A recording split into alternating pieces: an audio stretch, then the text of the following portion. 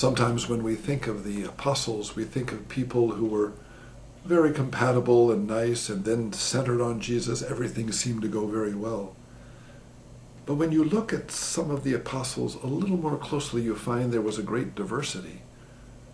There were people with personalities like Peter, which was very impetuous and wanted to do things right off, get out of the boat and walk on water.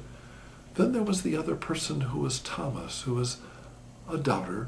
Oh, and as he saw Peter walking on the water, I'm sure he said, oh, it'll never work. And of course, then he went down. Two different personalities.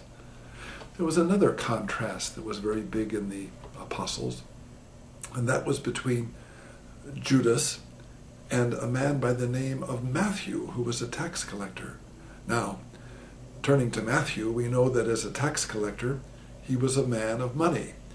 It seems he was in the town of Capharnaum, which was a very, very populated area where many people were passing by, and the taxes were very, very lucrative for a person like Matthew.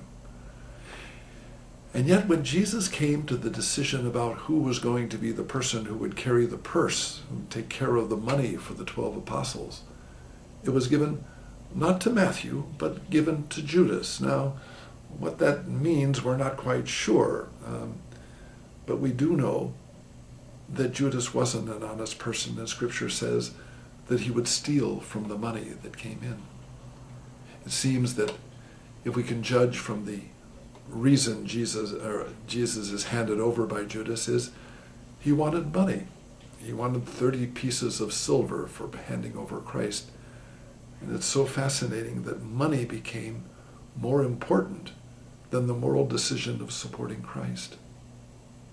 Each of us, whether we've taken a vow of poverty as I have, or whether we're very rich or maybe just struggling every day to make ends meet, may we never get so caught up in that security of money that we miss our faith in God and believe in God's care and protection for us.